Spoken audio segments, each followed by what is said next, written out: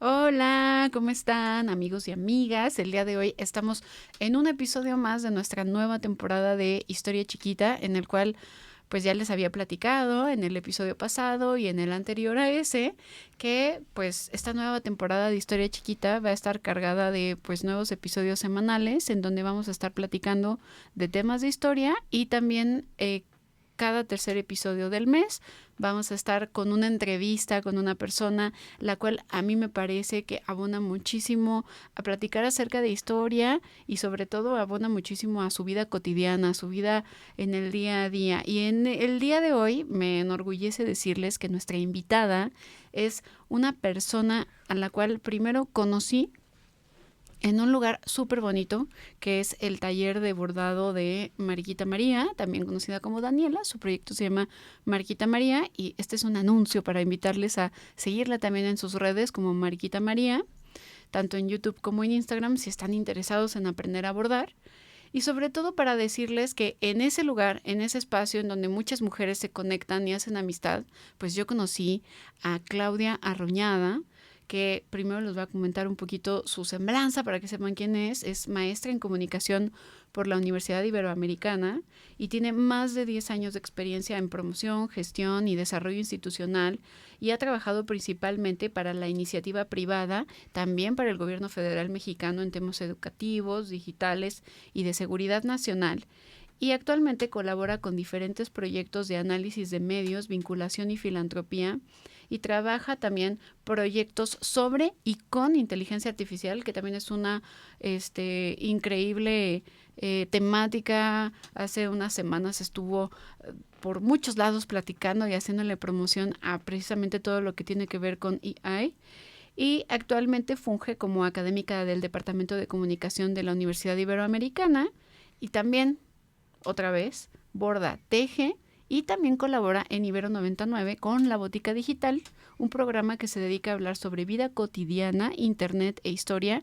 Y evidentemente pues es mi comadre en ese programa, estamos juntas y les traigo una probadita también por acá en Historia Chiquita de lo rico que se hace este programa. ¿Cómo estás, Clau? Bien, es que te oigo decir mi semblanza y hasta parece que soy bien importante. Pues sí eres importante. Está bien. En el corazón de muchas personas y en la comunidad ibero también. Está bien, nomás porque tú lo dices, lo vamos a creer. ¿Y cómo estás? ¿Qué tal? Bien, es un domingo lluvioso, pero está muy rico estar acá. Claro, estoy contenta. es un buen día para estar por aquí.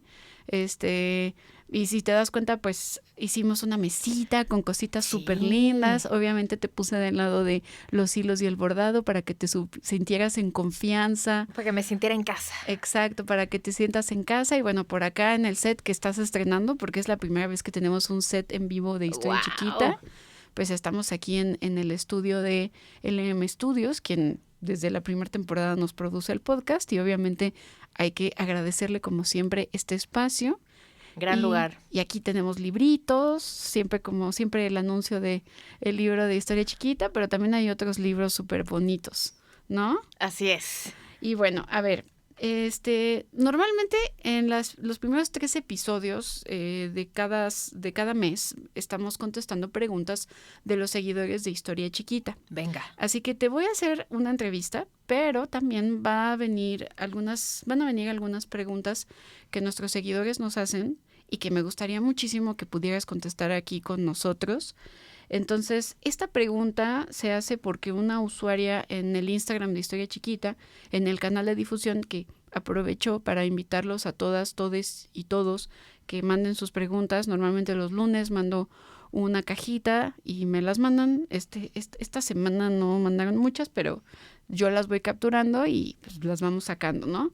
Aquí, bajo el mote de Tania Indra, en nuestro canal de difusión, preguntó: ¿qué es lo que más te gusta de la historia? Y la verdad, me gustaría muchísimo contestarla, pero creo que es mucho más interesante y enriquecedor contestarlo con un invitado que eres tú. Venga. Y por eso, para abrir, Clau, ¿qué es lo que más te gusta de la historia? ¿Qué es lo que más me gusta de la historia? Fíjate que sí era una de mis materias favoritas en la escuela.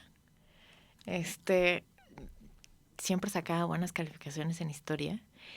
Y creo que hay varias respuestas que tengo para esa pregunta. La primera parte de mi casa. Mi papá es un obsesionado con la historia. Uh-huh.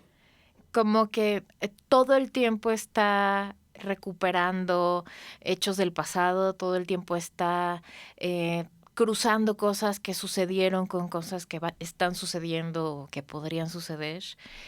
Mi papá, entre muchas otras cosas, es contador, es matemático, acaba de terminar la carrera de letras hispanas, hace muchas cosas. Uh-huh. Y tiene este rollo como de ir acomodando todo en una línea del tiempo.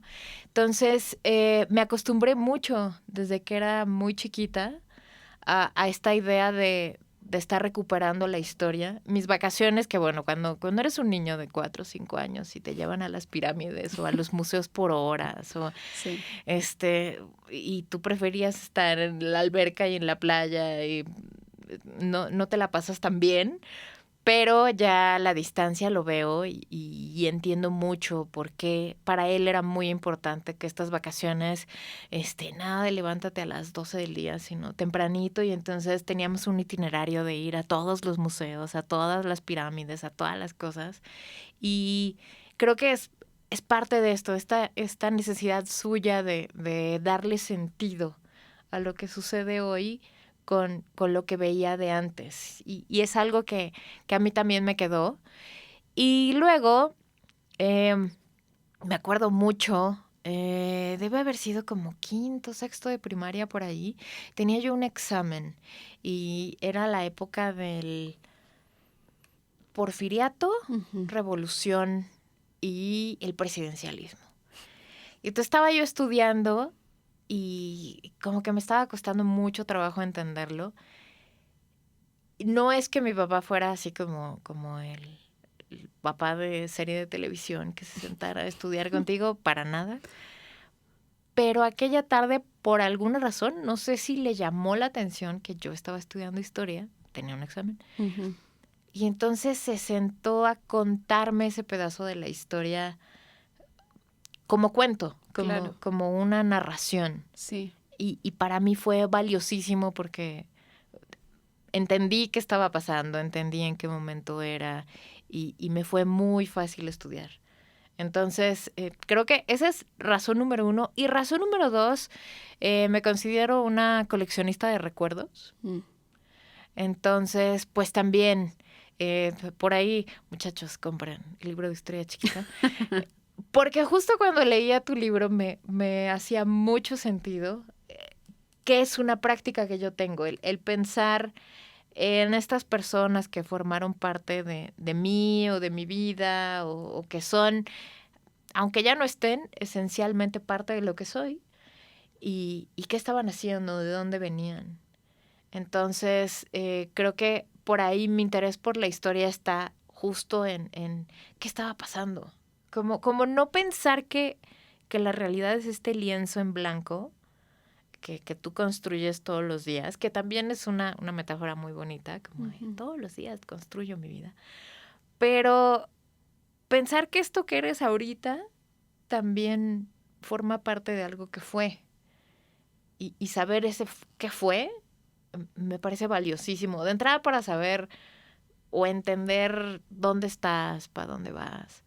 Pues que no te agarre tanto de sorpresa de pronto las cosas que pasan. Claro, sí, que no te agarre de sorpresa lo que estás comiendo y que sepas por qué comes lo que comes, cómo justamente incluso te cuesta hacer dieta sobre ciertos alimentos, porque también justamente estaba viendo algunas chavas en Instagram y todo esto que hablan mucho de esto de la alimentación intuitiva y así, sí, y hablan mucho acerca de que la alimentación también está permeada por cuestiones culturales, ¿no? Entonces, sí, pues sí, también la historia te ayuda muchísimo a entender por qué comes lo que comes y cómo lo comes y qué tipo de frutas te gustan y qué tipo de hábitos de consumo alimentario tienes. Tienen mucho que ver también con tu historia, ¿no? Justo, y también entender un poco estas estructuras sociales que de pronto no entendemos por qué existen ciertas injusticias o ciertos acomodos en la realidad que parecería que son fortuitos y pues no, tienen mucho tiempo construyéndose, tienen mucho tiempo metiéndose en el imaginario colectivo y por eso también es tan difícil, no es arte de magia que salgas y protestes y ya, bueno, ya mañana ya se acabó. Pues no, es como quitarte el muy mal hábito de algo, no sé, cuando quieres dejar de fumar o quieres dejar de beber, pues de un día para otro no jala, amigos. Es una realidad. Igual, si no sabes por qué empezaste a hacerlo, pues no sabes cómo lo vas a poder atacar. Exacto. Muy bien. Pues bueno, vamos a ir adelantándonos en las preguntillas que te tengo por acá. Venga. Como ya había platicado hace ratito, nos conocimos en un taller de Mariquita María. También el proyecto se llama Mariquita María. Dani es la maestra. Que es una chida. Exacto. Y me gustaría preguntarte, ¿por qué comenzaste a bordar y qué significa para ti esta actividad? ¿Cuál es tu historia detrás de el bordado? Fíjate que como buena historia, viene de varias... Vean, amigos, que yo tengo así como muchos encuentros. Una urdimbre ahí. Exacto. Exacto. A mí siempre me llamó, desde que era muy chiquitita, me llamaba mucho la atención el bordado. Veía estas blusas bordadas y me parecían preciosas. O mi abuela bordaba mucho, mucho. Y entonces me gustaba tocar. Mi abuela hacía muchas artes femeninas. Okay, pero ¿hacía bordado en manta o cuadrillé? De todo tipo. Okay. Hacía cuadrillé, hacía bordado libre, hacía patrones, hacía de todo. Tenía unos tapices increíbles. Hacía migajón, hacía cerámica, hacía absolutamente todo. ¿El migajón es ese que son como 8,000 cositas o estoy mal? Ah, no, ese es... Que he visto unos como videos en Instagram y así, que son como miles de cosas y en España y le van haciendo así y van haciendo como un tejido súper extraño de carpetitas. Justo, pero no, ese tiene otro nombrecillo. No, el migajón es literalmente... Tomas el migajón del pan, el que le sacas al bolillo. Sí.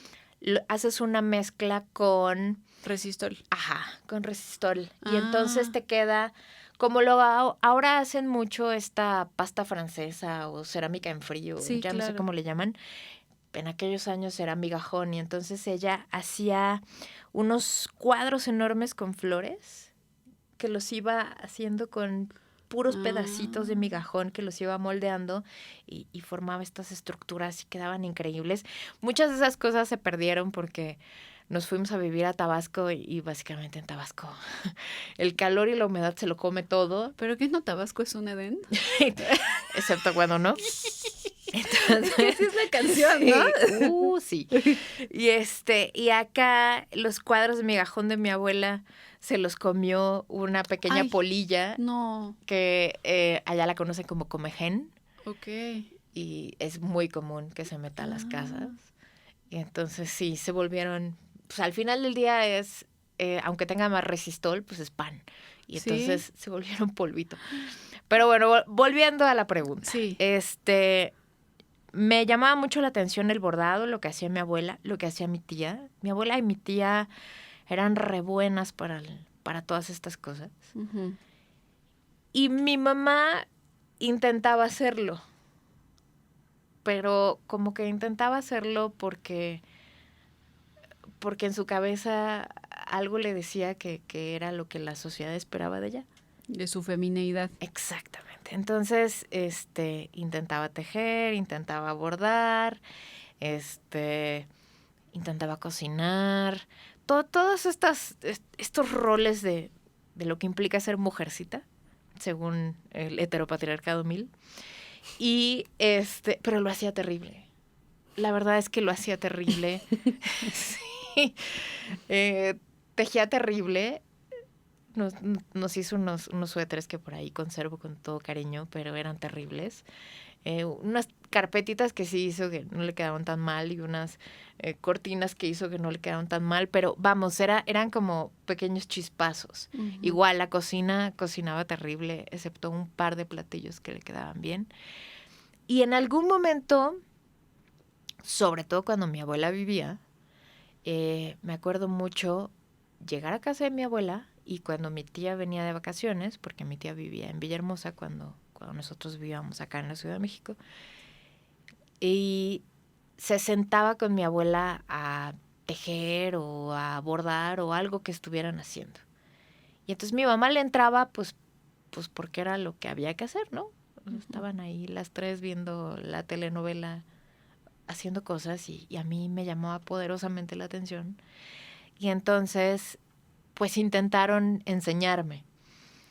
Aprendí una puntada de tejido, pero a mi mamá le desesperaba mucho que yo tejiera con las dos. Nunca me enseñó gancho. Ujú. Con las dos agujas. Ujú. Aprendí una puntada, pero se desesperaba mucho conmigo porque me sudan mucho las manos. Mm. Y entonces el tejido, como me ponía muy nerviosa, pues me sudan más. Y entonces era un desastre. El estambre, bueno, se hacía una cochinada muy poco digna de este ser mujercita, la neta. Y entonces, pero bueno, mi mamá como que cumplió con su legado de te enseño una puntada, nunca me enseñó a rematar, y me enseñó una puntada de bordado, porque también estaba yo con que quiero bordar, quiero bordar, quiero bordar. Estaban haciendo, me acuerdo, para un diciembre, unos pañuelos. Y entonces estaban bordando unas iniciales en unos pañuelos y yo quería. Y entonces me enseñaron a hacer una puntada. Me enseñó ella a hacer una puntada. Y por muchos años esa fue la única puntada que ¿Que era como hice. qué punto atrás o...? La cadenilla. Ah, cadenilla, ok. Uh-huh. Y y entonces ella, como buena parte de las mujeres de mi familia, pues le da cáncer. Y se muere de cáncer, tenía yo 25 años. Y cuando ella muere, lo que viene a mi cabeza, los duelos son una cosa muy extraña. Sí. Porque a todo mundo le dan de diferente manera. Aquí pienso mucho en este cuento de Cortázar, el de comportamiento en los funerales, que contrataban a estas señoras. Bueno, no me acuerdo si las contrataban o simplemente llegaban estas señoras a los funerales a llorar. Sí. Que no tenía nada que ver con el muerto, pero era como, es necesario que haya alguien acá desgañitándose. Yo no era de esas personas. O sea, yo, de hecho, a mí el duelo me vino, pues, con muy poco llanto, la verdad. Y mucho tiempo después. O sea, yo era, mi familia estaba un poco horrorizada. Porque yo estaba haciendo chistes muy, muy negros el día del funeral de mi mamá. Pues es que estabas en shock, ¿no? No necesariamente en shock porque era algo que Ya veías venir. que ya se veía venir. Uh-huh. Y que además aquí sucede algo muy curioso y valdrá la pena después que tus podcast escuchas nos comenten. Uh-huh. Viene una cosa después de una enfermedad anunciada, una muerte anunciada, diría García Márquez, que igual la sociedad te hace sentir muy culpable de ello, pero al final del día la familia también de cierta manera siente descanso, porque llevas muchos meses en donde igual que tu enfermo o igual que tu muerto, no dormiste, batallaste. Nosotros tuvimos la fortuna de que fue en casa, pero ¿cuántas personas pasaron días, horas, noches en hospitales? Y entonces fue una cosa muy curiosa porque además mi mamá fallece en Villahermosa, en el pueblo, que viví muchos años allá, crecí allá, y lo siento como mi casa, pero no lo siento como mi casa. Uh-huh. Es una cosa peculiar. Y entonces estando allá, y además ya habíamos estado un buen rato fuera, ya muere en el pueblo y mi familia mi tía, mis primos, son como muy conocidos. Y en general, la familia de mi mamá son muy conocidas allá, pero yo no. Mi hermano ahora sí, pues porque ella vive allá y ama vivir allá, pero en realidad yo no, más que por algunos con los que crecí. Uh-huh. Y entonces era una cosa muy curiosa porque al sepelio llegaban coronas y flores. Y me acuerdo que llegó una corona del gobernador. Y era como, órale, chinga. ¿Y en qué momento esta mujer era tan famosa? Que no era por mi mamá, sino por mi tía, por mis primos, por las circunstancias. Y entonces, toda la noche, yo la vi como un antropólogo que está analizando un fenómeno. Claro. Y entonces llegaba la gente y le daba el pésame a mi tía. Y yo estaba sentada junto a mi tía y me decían, buenas noches. Y tú, yo soy la hija. Y entonces mi familia estaba muy escandalizada porque dije, bueno, uno de mis tíos además es el dueño del Panteón del Pueblo. Uh-huh. Entonces dije, bueno, voy a sacar mi línea de merch. Unas camisetas que digan el hijo del muerto soy yo. No, bueno, y unas gorras que digan el pésame aquí. Y entonces todo el mundo me decía, ¿qué pedo con esta vieja, no? Y en ese extraño duelo que tuve, también pensaba, se murió y no me enseñó a rematar. Y se murió y no me enseñó otra puntada. Y como que me quedó eso. Y no fue hasta mucho tiempo después, como que en una necesidad de autodescubrimiento, después de haber trabajado en unas mazmorras terribles, que creo que por ahí me vas a preguntar. Sí, algo. por allá vamos, ajá. Como que dije, quiero retomar esto. Y empecé a aprender. Primero empecé a ir a talleres de bordado. Unos que no recomiendo mucho. Los dejaremos en incógnitos. Vamos a dejar un poco pomposones. Son otras historias que no conviene quemar aquí. Exactamente. Y en algún momento llegué con Mariquita y ahí me quedé.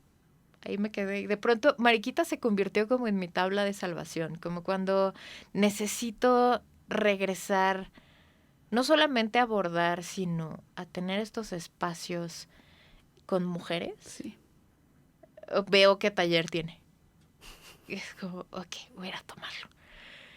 Y me enseñé a tejer en gancho. Qué bárbara, ese sí es dificilísimo. Yo no puedo tejer en gancho. Bueno, yo nomás sé hacer derecho con 2 agujas y gancho sé hacer la cadenita y hasta ahí me quedé. Con la cadenita empezamos. Me enseñé a tejer en gancho porque como que bordar de pronto, mi cabeza hasta hace muy poquito ya supe que tengo TDA. Como que siempre lo sospeché, pero no tenía el diagnóstico hasta hace muy poquito. Y yo necesitaba cosas secuenciales, así como patrones que seguir muy establecidos. Está como para meditar un poco, ¿no? Justamente. Y cuando estaba en la maestría precisamente necesitaba algo que me ayudara a concentrarme, sobre todo cuando empecé a escribir la tesis y demás. Entonces, por eso dije, no, el bordado, el punto de cruz, sí, me calva mucho. Yo sé que a ti me estresa esa cosa. Sí, o sea, eso de estar contando y viendo pixelitos, no. Uy, a mí estar así como en el 1, 2, 3 y 1, 2, 3 me ayuda a enfocarme. No. Pero lo que me pasa con el punto de cruz cuando estoy en una necesidad de enfoque es que los ojos... Sí, se te acaban. Está cañón. Y el bordado libre, mi cabeza no. A ver, no. Necesitas no había orden. Modo. Entonces me enseñé a tejer. Ok. Y empecé haciendo muñequitos. Empecé también yendo a ciertos talleres. Los típicos amigurumis, ¿no? Exactamente. Okay. Que fui con Berenice Grimm, que tiene un trabajo increíble de amigurumis. y empecé a seguir a las tejedoras españolas, a Mezquería, Ali Maravilla, toda esta gente. Este es un universo, o sea, así como existe el universo de divulgación de la historia, queridos amigos podcasteros de historia, existe un universo al cual aquí sus comadres de confianza estamos dentro, que es el universo de las bordadoras, y hay también bordadoras rockstars, bordadoras funadas, bordadoras adoradas, bordadoras que se siguen siguiendo pero que están funadas de todas formas. Es todo un universo ahí extraño de bordadoras, tejedoras, y chilenas, argentinas, españolas. Todo un universo, te explota en la cara en el momento en el que das follow a una persona, te empiezan a salir todas. Justo, y además esto es como el coleccionista de figuras de acción. Tú no puedes entrar a una mercería así, uno tiene que llevar a cabo trucos, o sea, como no me voy a llevar la tarjeta, me voy a llevar solo cierta cantidad de dinero.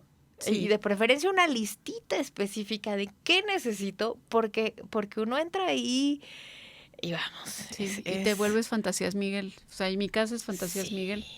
Y te compras cosas que no necesitas, que igual y no vas a usar nunca. Y ahí se quedan. Y se pueden secar y descubres que ya no sirven cuando las necesitas. Es correcto.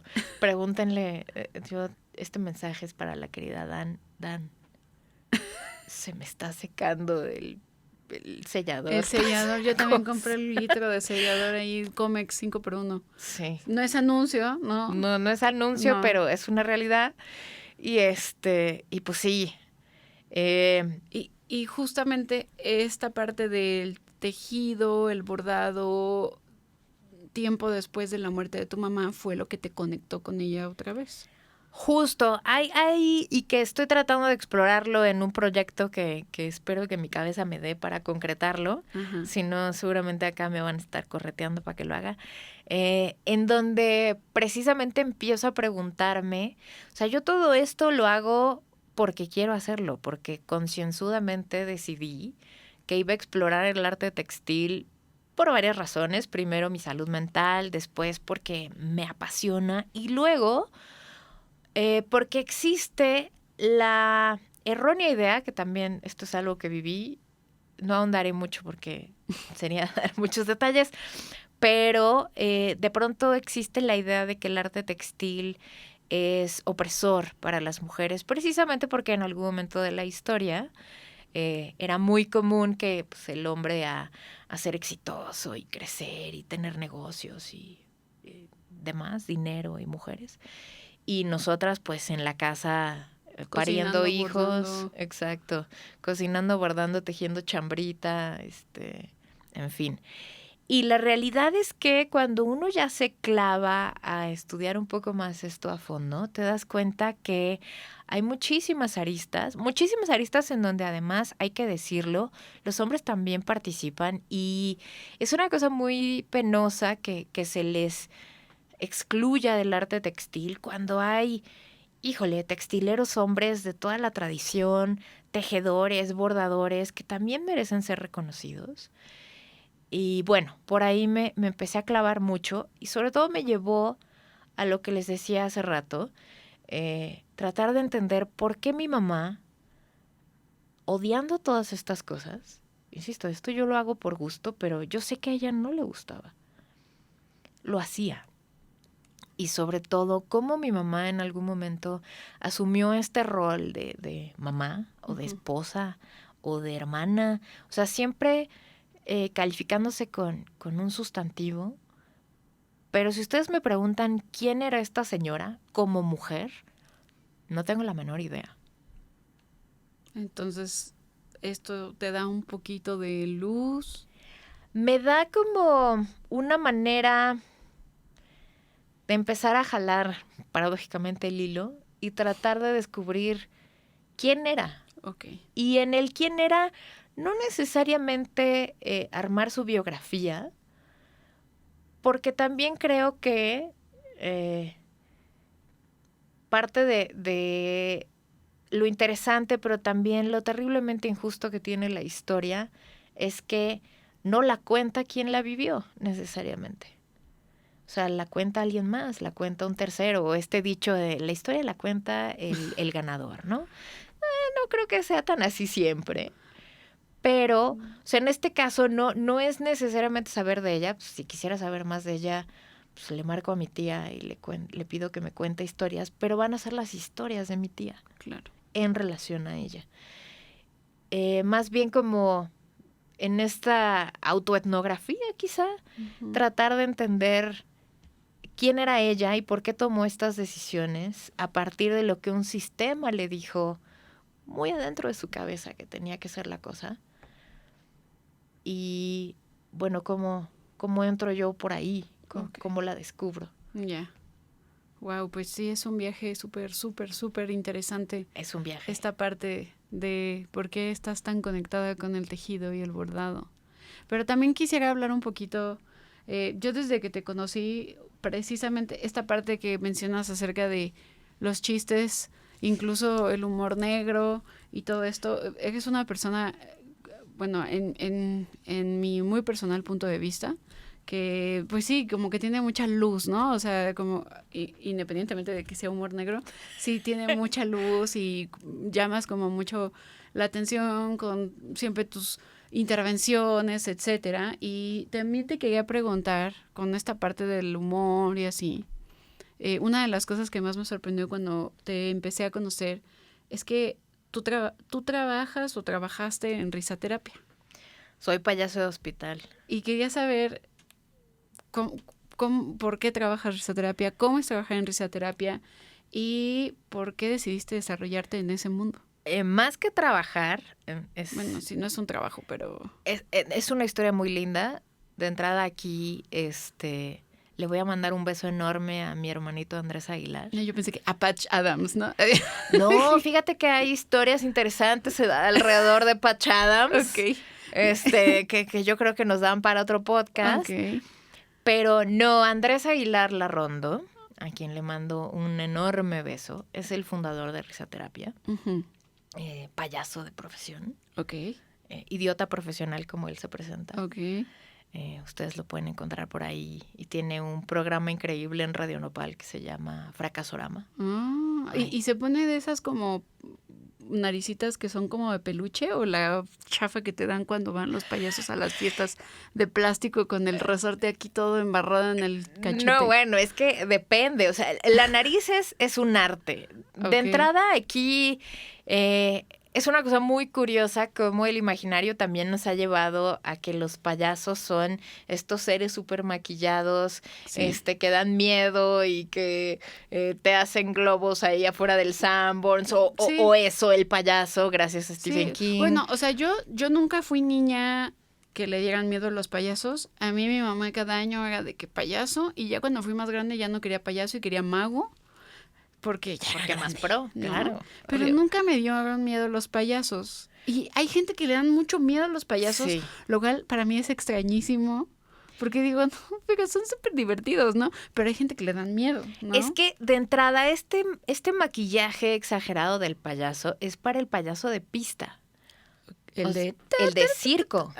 O sea, ustedes piensen en un circo, estamos hablando, bueno, los circos tradicionales, que son estas 3 pistas, y entonces estamos en gradas, y necesitaban este maquillaje tan exagerado para que, exacto, de donde quiera que tú estuvieras, pudieras ver a esta persona con estos ojotes y estos pelotes. Pero en realidad, el payaso o el clown no lleva maquillaje, lleva muy poquito. Su maquillaje es la nariz. O sea, el clown por excelencia, pues es Charlie Chaplin o Buster Keaton, ¿no? Y entonces, risaterapia, bueno, Andrés sí es payaso de haberse graduado de la escuela de payasos del Ringling Brothers. Claro, el Ringling Brothers. Yo pensaba así como Universidad Nacional Autónoma de Payasos. No tenemos. Creo que siempre ha sido su sueño tener la escuela de payasos. Pero fue el Ringling Brothers a estudiar. Pero exactamente, estuvo en el Ringling Brothers. Por supuesto, a su papá le dijo, me gané una beca en el extranjero. Pues sí. Y era irse al Ringling Brothers. Ok. Y en el Ringling Brothers vive una experiencia muy linda en un hospital. con una chica, una niña que estaba en el ala de niños quemados. Okay. Y es una experiencia que él la cuenta muy bien. Ahí les aconsejo seguirlo. Lo encuentran como yo, Andrés Aguilar. Y él la cuenta mejor que yo. Y entonces, a partir de esa experiencia, regresa a México y funda Risaterapia. Y entonces, Risaterapia es una organización de la sociedad civil en donde voluntarios donamos nuestro tiempo para, o sea, no somos payasos de profesión, no, somos civiles, que sí recibimos una instrucción clown, sí recibimos cierto entrenamiento y sí te estás capacitando por un buen rato. Y el chiste aquí es acudir a los hospitales, zonas de desastre, asilos, lugares en donde están las personas en estado vulnerable. Así es como les llamamos. Y que necesitan reír. Y que necesitan reír o que necesitan por lo menos 5 minutos olvidarse de dónde están y de qué está pasando. Ese es como el asunto con Risaterapia. Y es una comunidad muy linda, muy, muy linda, muy fuerte. Yo tiene un rato que ya, justamente, después de que murió mi mamá, me costó trabajo regresar. Porque para mí ir al hospital era un aliciente cuando ella estaba bien. Claro. Bueno, bien entre comillas. O sea, en algún momento, nos habían dado un pronóstico terrible, como a cualquier paciente de cáncer se lo dan. Y digamos que ella sobrepasó el pronóstico. Y entonces, en mi cabeza significó todo va a estar bien.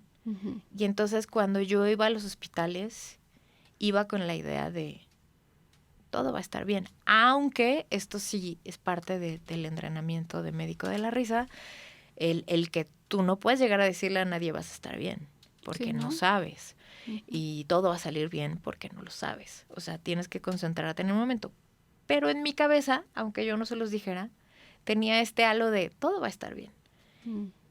Y me costó mucho trabajo regresar. Entonces, participo ahora de manera paralela. Sobre todo Andrés. Andrés es mi hermano y él sabe cuánto lo quiero. Y con Andrés hacemos muchos proyectos juntos, entre ellos por ahí apadrinar el Fracasorama. Y bueno, pues si quieren entrarle a Risaterapia, busquen a risaterapia.org. De verdad, es un proyecto bellísimo, ya cumplimos más de 20 años. Y se trata justamente de eso. Muy bien. A ver, y ahí va la otra parte, así Venga. como... por un lado fuiste de la instrucción clown. Ajá. Así que como el juego de policías y ladrones. Ajá. Leí por ahí que fuiste policía. Sí. Fuiste policía, me debo de preocupar. ¿O De ya ninguna superamos manera. esa etapa? Fíjate que es este gusto que combina también muchas partes de mí, por supuesto. Y fueron años muy complicados. Sí, fueron... No te voy a decir que estuvo la cosa muy fácil y muy fluida, pero fueron años en donde aprendí muchísimo. Conocí a personas muy interesantes, otras no tan interesantes. Y muy obscuras, seguramente. Otras muy obscuras. Y creo que, acá, por supuesto, venía el gusto culposo por años y años y años de consumo de true crime y todas esas. Sí, claro. El orden, la detective Olivia Benson. Exacto, o sea, por supuesto, claro que por ahí había esta beta de, ya me voy a convertir en el nuevo CSI. Spoiler alert, no pasa. Pero también cuando yo entré a trabajar acá, tenía esta idea. Yo quería hacer algo por mi país. ¡Órale! Sí, o sea, como esta ondita de yo quiero ayudar a mi país, a mi triste país. Yo quiero que vivir de primera mano o tratar de entender de primera mano ¿Por qué hay? pasan y pasan los años? Y pasa la historia, los hechos en la historia. Y se siente como que no cambia nada. Sí, pues sí, ya tuvimos hace 23 años una transición democrática y como que, ¿qué onda, no? Y como que, bueno, y luego ¿Y luego qué pasa? se suponía que ya íbamos a estar todos bien. Sí. Y como que yo no quería que me contaran ese lado. O sea, tenía yo el lado, por supuesto, de la sociedad y demás, pero de la iniciativa privada, de las organizaciones de la sociedad civil. Pero yo quería vivir, pues, ¿qué pasaba del lado de estos que siempre calificamos como los malos de Malolandia? O sea, el gobierno, ¿no? Y sí descubrí muchas cosas. Sí, es como... Las cuales son confidenciales y no nos puede contar, evidentemente, pero... Sí, pero sobre todo entiendes, no justificas, por supuesto, pero entiendes precisamente por qué la historia parece que está como en estas bandas de las caminadoras, que corres y corres y corres y estás en el mismo lugar. Y sí. Y por eso comenzaste a tejer también.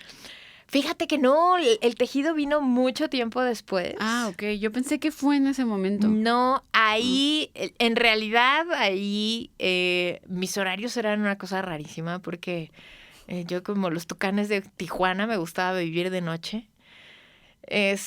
No, salíamos muy tarde y era una cosa de, si de pronto te decían, no hay fin de semana, no hay fin de semana. Okay. Y si te decían, no hay puente, pues no hay puente. O el señor secretario necesita que le armes una presentación porque mañana se va a no sé dónde, pues había que dormir ahí o no dormir. Entonces, mis horarios eran una verdadera locura. Ok. Ahí la cosa más bonita es que en ese lugar trabajaba con mi mejor amiga, quien sigue siendo mi mejor amiga, Juanita, que le mando un beso. Y pues nos acompañábamos mucho. Yo creo que si no hubiéramos estado trabajando juntas, no sé. No hubieran durado tanto. Tal vez, no sé. Okay. La paga era buena. Pero sí, fue una experiencia, no la repetiría jamás. Ok. Pero así a la distancia puedo decir que aprendí muchas cosas, no solamente de lo que implica el campo, de lo que implica el gobierno, sino también de mí misma. Ok. Y hablando de horarios locos, salidas hasta muy de noche, también has estado en el mundo de la publicidad. Híjole, sí. ¿Te arrepientes de algo dentro del mundo de la publicidad? ¿Hay algún cliente, no digas marca, puedes decir producto tal vez, no lo sé, pero que digas, híjole, porque bueno, yo sí tuve experiencias en el mundo de la publicidad y les mando un saludo. Quien quiera que esté por allá del otro lado, que anda de chismoso siempre. Unos besos. Le mandamos muchos besos a quien esté por allá, pero ¿hay algo que te arrepientas que digas, híjole? Sí. Ahorita, insisto, después de todos los espacios laborales por donde anduve, entiendo un poco más el por qué de pronto tomar estas decisiones, aun y cuando un poco la ética esté de por medio, suceden, pero sí hay, particularmente con una empresa de bebidas alcohólicas, híjole, no duré mucho tiempo ahí porque no... Te clientearon. Déjate de eso. Yo sentí que le vendí mi alma al diablo un rato y no. Al peloteo, no. las pizzas de medianoche. Fíjate que eso estaba yo muy chavita y entonces hasta me parecía muy interesante. Me gustaba mucho. Tuvimos por ahí, en una de las agencias en donde estuve, teníamos un gran cliente del mundo del entretenimiento que hacía unas grandes expos en donde le daban ideas a los licenciatarios para que desarrollaran producto y ahora sí que le sacaran jugo a las cosas que estaban comprando. Ujú. Y eso implicaba una semana fuerte de trabajo, pero fíjate que no me disgustaba en ese momento. Siempre he sido muy workahólica, muy, muy, muy. Entonces, como que para mí era como, sí, está muy chistosín quedarte toda la noche acá con tus compirris. También estamos Sí. hablando que estaba yo recién egresada. Sí, pero aparte, la primera vez que te dicen peloteo, nos quedamos en la noche, te emocionas. Sí. A la cuarta peloteo en la misma semana dices, Exactamente. no mames, ya no quiero estar aquí. Sobre todo yo creo que cuando uno se va haciendo viejo y te das cuenta que el sueldo es precarizado, no puedes pagar la renta de pizzas. Exacto. Que las horas extra no se pagan con pizzas y tacos. Sí, ya. que de pronto, pues cuando eres joven y bello, pues no lo resientes tanto hasta que te enfermas la primera vez y te das cuenta que, no tenía seguro social. Ujú. Entonces, ahí es cuando no empieza a estar linda la cosa. O sea, es muy fácil romantizarla con precisamente el, ay, somos súper creativos, vamos a quedarnos toda la noche, güey. También podemos ser creativos a las 11 de la mañana. Exacto, ¿sí llega sabes? temprano, desayuna bien, duerme tus Exactamente. horas y podrás sacar una buena idea para esa. Exactamente. O no sé, quizá tal vez hagas un poco de investigación y entonces pues tienes insumos para que tu idea tampoco sea algo así como súper holístico que te sacaste de la manga, sino, ya sabes, estaba ahí. Sí, por eso Mad Men a mí me causa... Híjole, sí me causa un conflicto terrible porque es la... Bueno, después de que me dijeron esta bonita teoría de que en realidad Mad Men no se trata de Don Draper, sino de Peggy. Ah, bueno, Y es que hay Peggy que es un gran verla. personaje. Sí, pero y ahora reverla, que es complicado porque hay pedazos de la serie en donde a Peggy nos la sacan mucho de... Pues sí, porque en la primera temporada, spoiler, pues le pasa algo muy fuerte, entonces como que se desaparece de repente y no sabes dónde está. Exactamente, pero se supone que la historia se trata de Peggy. Entonces, cuando ya volteas a ver ciertos capítulos y los ves como esta idea de la chavita que empezó de nada y bien meritócrata el asunto y terminó siendo doña Chucha Cuerera y no su jefe el traumado, vividor, borracho, Pero de todas maneras, al etcétera. final, como que terminó aprendiendo igual que esta chica que también estaba ahí, pero que no hacía cosas de publicidad, que era secretaria, ya no me acuerdo muy bien. La pelirroja. Exactamente. Son, lamentablemente al final también te dan medio un poco el mensaje de que aprenden a vivir en un sistema Así de es. hombres, ¿no? O sea, como que Sí. aprenden a jugar el juego. Y ¿no? bueno, un poco Peggy, este último capítulo y la última escena en donde ella va así súper chida con su caja y su cigarro y Ya todo. entrando, ajá. Pues es un poco él ya entró al juego del hombre. Sí. Mis alumnos saben que Mad Men me caga. Justo por eso, porque romantizamos el asunto y amigos, primero, creatividad, aunque está muy asociado con los colorcitos y los lápices y todo, y sí, cómo no, por ahí va. Creatividad no es otra cosa más que resolver un problema. Sí. Entonces, cualquier persona puede ser creativa. Mi contador es súper creativo, de veras. Porque miren que mantenerme fuera de la cárcel y sin pagar tantísimos impuestos requiere de creatividad, Sí. porque el desorden soy yo. Entonces, sí, el mundo de agencia fue peculiar.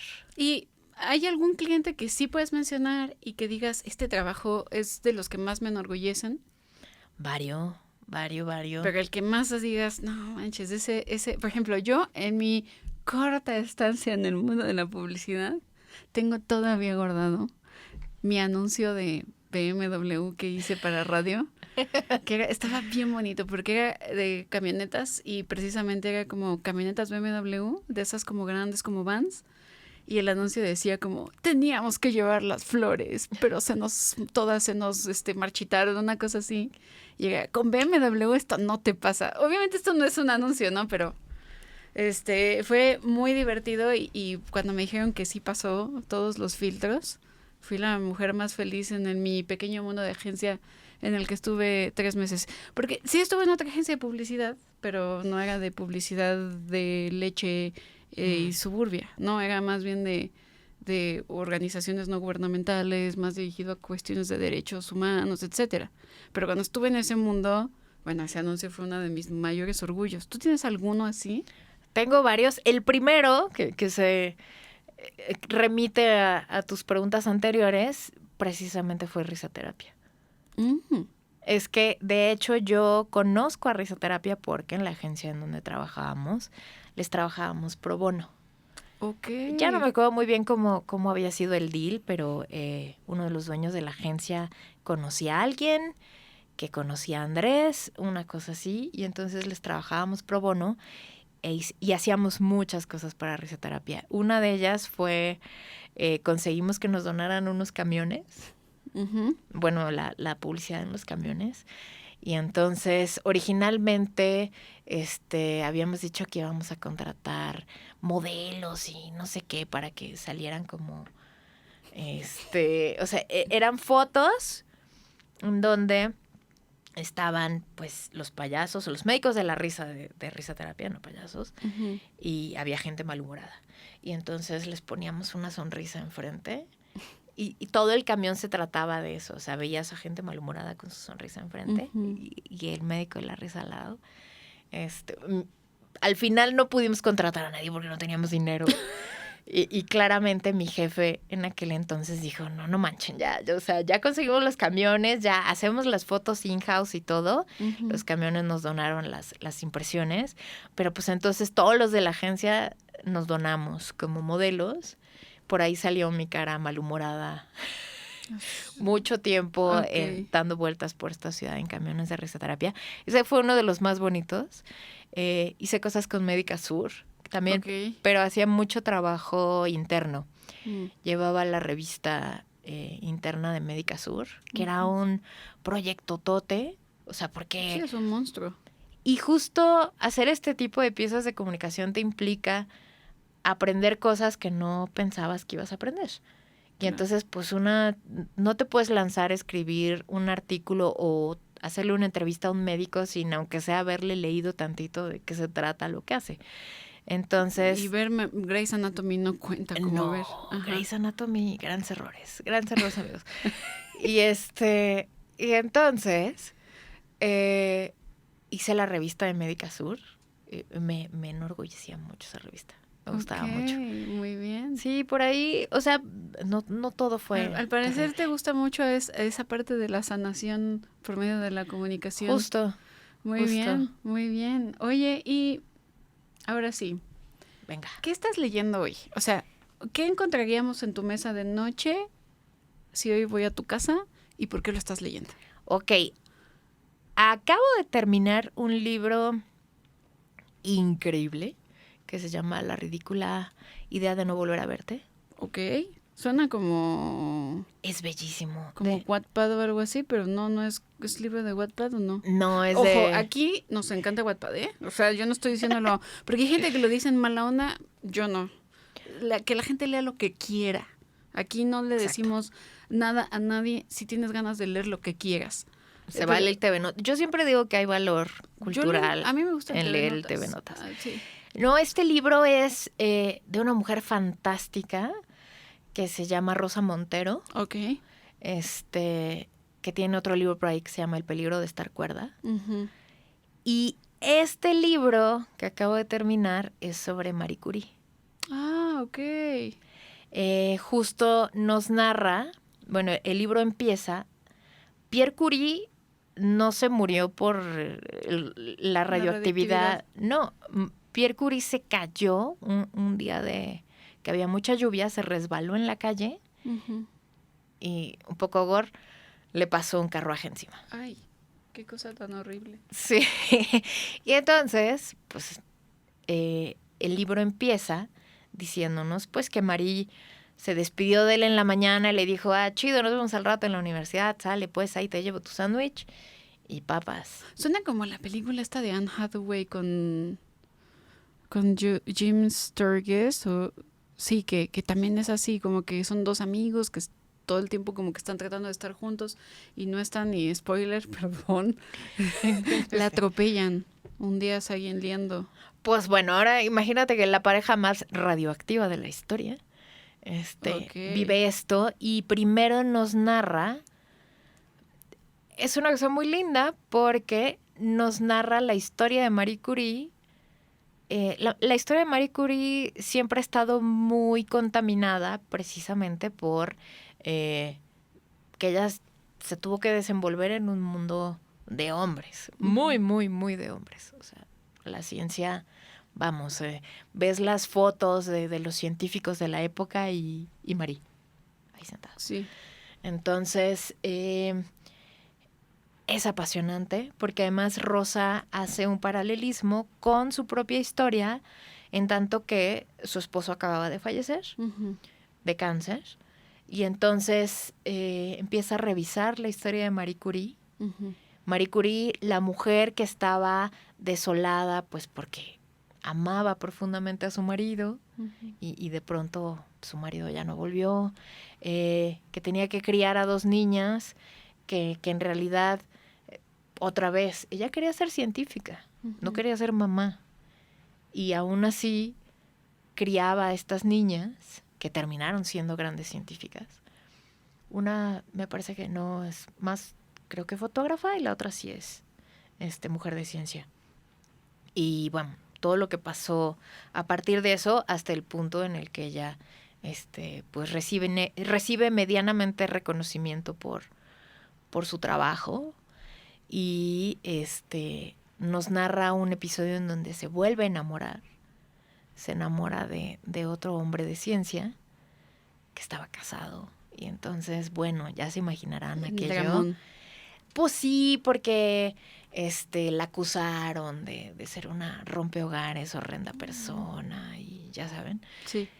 Y y luego, bueno, al final, pues, cuál fue el ocaso de sus días, y pues cierra un poco con pues, que el diario de Marie Curie, porque ya llevaba un diario, en realidad no se puede consultar porque es profundamente radioactivo. Entonces, ¿cómo se llama el libro entonces? De nuevo, para que... La ridícula idea de no volver a verte. Ok, de Rosa de Montero. Rosa Montero. Okay. Y estoy empezando No te va a querer todo el mundo, de Isabel Cochet. Ok. Que es una mujer de cine. Creo que necesito un libro de esos. ¿Cómo nos va? Y eso, bueno, acabo de terminar la historia chiquita. Subí mi bonita reseña. Y eso okay. Se encontrarían ahorita en mi mesa de noche. Oye, ¿perros o gatos? Argumente su respuesta. Uy, aquí se pone complicada la cosa. Los gatos me caen bien. Nunca he tenido un gato. Hay gente que debe pensar que es de gatos, ¿no? Hay gente que debe pensar que soy de gatos porque... Por muchas porque cosas. Sí. Mi único tema con los gatos es la caja de arena. Ok. Yo nunca he tenido un gato, así que no sé. No. El olor de la caja de arena. Ok. No, nunca he olido una caja de arena. No. Entonces soy muy de perros. Ok. Y estoy profundamente enamorada de un perro actualmente. Es fantástico, huele a chetos. Lo amo profundamente. Yo también amo a los perros. Yo también soy de perros, pero bueno, hay gente que es muy de gatos, ¿no? ¿Y qué pasaje de la historia es tu favorito, Clau? Para ir cerrando. ¿Qué pasaje de la historia es mi favorito? Yo creo que del Porfiriato para acá me llama mucho la atención. Mi familia tiene una historia de... Perdón, amigos. No nos cae bien Pancho Villa. Porque, bueno, del lado de mi familia, pues Pancho Villa no es héroe. El papá de mi abuelo, mi bisabuelo, llega de España con su hermano. Bueno, su hermano se vino antes y primero trabajaron en el trazo del tren al norte, un pedazo del Chepe, de hecho. Y luego trabajaron como ganaderos. Les pagaron con una hacienda en Chihuahua. Y entonces se viene la revolución. Ujú. Y bueno, se acordarán que en la revolución hubo una persecución importante de españoles. Y no necesariamente por eso, pero el hermano de mi bisabuelo, en una pelea de bar, alguien lo mata cobardemente por la espalda. Oh, Y entonces mi bisabuelo se salía todas las noches a buscar al asesino de su hermano, hasta que pesca la influencia española y se muere. ay no, qué drama. Y entonces, pero pues para esto, o sea, mi abuelo ya era adolescente, tenían la hacienda, o sea, como que iban a buscar la manera de... Estaban bien acomodados, pues. Ajá. Hasta que llegó Pancho Villa. Y Pancho Villa... Les quitó la hacienda. Sí, sí. Mi abuelo en algún momento decía que él estaba muy cerca de donde mataron a Villa Ujú. y lo pudo ver, y él decía que ese había sido el día más feliz de su vida. Sí. Dios santo. Ok. Sí. Entonces, bueno, ahí hay una historia interesante con toda la época de la Revolución. Toda la parte, el maximato, y esto me llamaba profundamente la atención, ver a estos machotes hacerse bolas.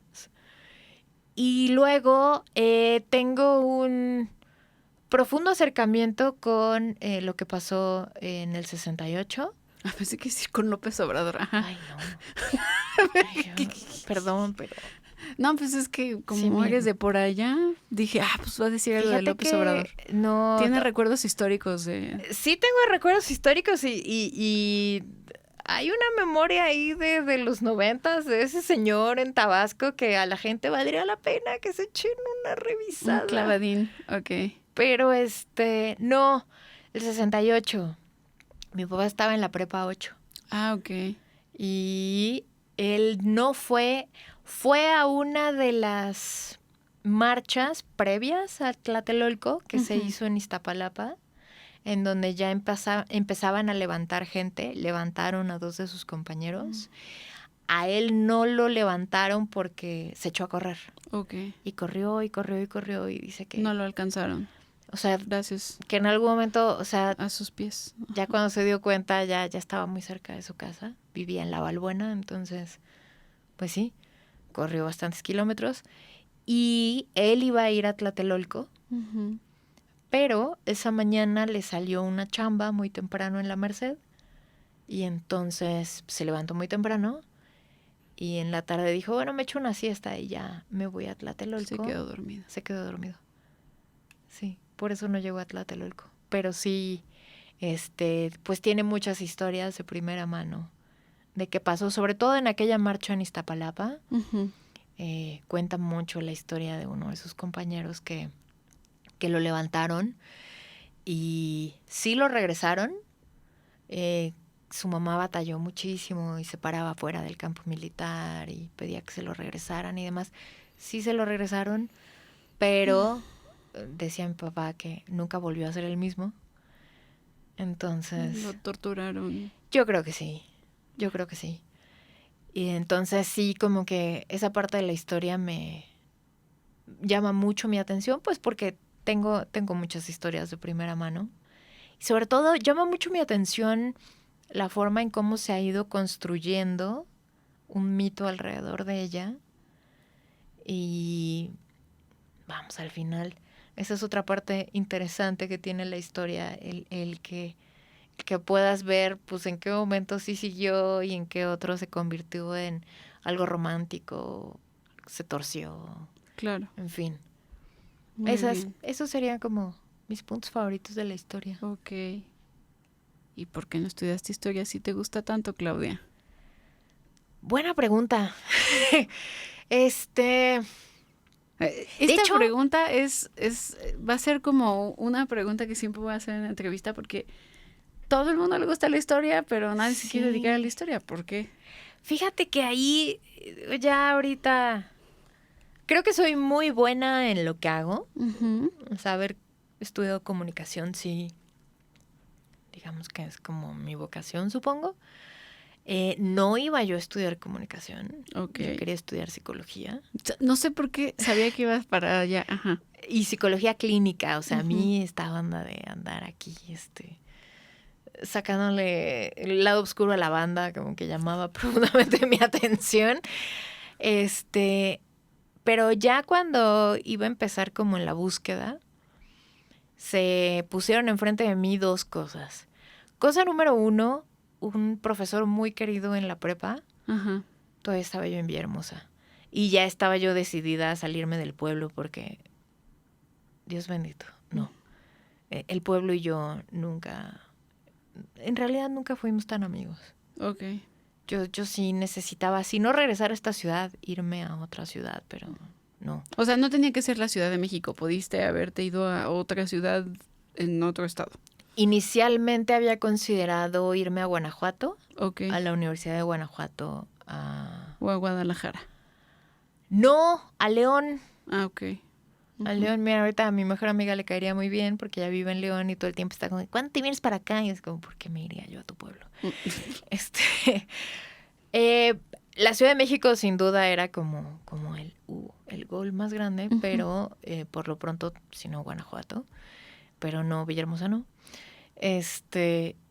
Y estando en la prepa, uno de mis profes, el querido Alfredo Pereira, que le mando un beso donde esté, me enseñó el mundo de la comunicación y sobre todo, digo esto, mis colegas que son cineastas de pompa y circunstancia probablemente me van a juzgar, pero entiendan que era yo una muchacha de pueblo y a nosotros nos llegaban las películas un mes después y a ver, o sea, el cine de arte era una cosa así muy poco vista. O sea, las poquianchis era como lo más artístico que íbamos a ver. Entonces, este individuo me puso la película de The Wall, la de Pink Floyd. Y era como la primera vez que yo veía algo así. Y te explotó la cabeza. Sí, yo dije, yo tengo que hacer esto. Y entonces en esos 45 segundos consideré que lo mío era el cine. Pero en realidad, vamos, pues no es como, insisto, muchos de mis amigos cineastas que ya habían hecho sus pininos y ya tenían acá sus recortes y bla, bla. O sea, yo no sabía absolutamente nada. O sea, eran puros espejos en mi cabeza. Entonces se me pone enfrente el libro de Cómo leer al pato Donald, de Armand Matelard. Que es un tratado de comunicación y sobre todo de propaganda y de manipulación. ¿Cómo leer al pato Donald? ¿Cómo leer al pato Donald? No conozco ese libro. Okay. Es una gran cosa porque justo te habla de toda la construcción simbólica detrás de los cómics. De Superman, el Capitán América y demás. Pero particularmente... ¿Marvel es propaganda? ¿Cómo? ¿Usted cree? Yo no lo hubiera creído nunca. Pero no, espérese. No solamente Marvel. Disney también. No, sí, Disney. Sí. Por eso el Disney. pato Donald. Disney, ajá, sí. Y hay toda una construcción simbólica entre que si el pato Donald y me que... duele tanto que o sea, yo lo sé, pero me duele en el alma cada vez que veo Civil War. Me enojo, la veo, pataleo. Pues sí, el Capitán América, yo les tengo aquí un spoiler chiquitito, acérquense. Es propaganda. Sí, claro. O sea, que Cara Roja sea alemán. No, pero además... ¿A qué creen que suena? Sí, pero aparte Civil War, o sea, Iron Man contra Capitán América te dice muchísimo lo que quiere Capitán América y lo que quiere Iron Man en Civil War. Los ideales versus el capitalismo. Sí. Sí, bueno, entonces se me atraviesa este bonito libro. Ajá. Y me entero además que Armand Matelard estaba dando clase todavía en la UAM Xochimilco. Y entonces yo dije, ok, de ahí soy. Claro. Y a mi papá se le metió, como que nunca consideré, te digo, niña de pueblo, no había Google de la manera en lo que nos conocemos ahora, entonces pues claramente mis investigaciones eran bien precarias. Y nunca se me ocurrió checar el CCC o el CUEC o cualquier otra cosa. Esas eran como mis dos grandes referencias. Yo quería hacer cine y Armand Matelard. Y entonces dije, bueno, pues la UAM Xochimilco. Y mi papá fue el que empezó con que si vas a hacer cine tienes que entrar a la Ibero. Ok. ¿La Ibero? O sea, nunca estuvo en mi imaginario la Ibero. Mi papá se súper empecinó con la Ibero, pero de verdad de la Ibero, la Ibero, la Ibero. Y dije, bueno, ¿y este señor qué? Y el que fue, hizo toda la investigación y todo fue él. Llegó así con todos los panfletos. Y era tanta su necedad que dije, bueno, ya.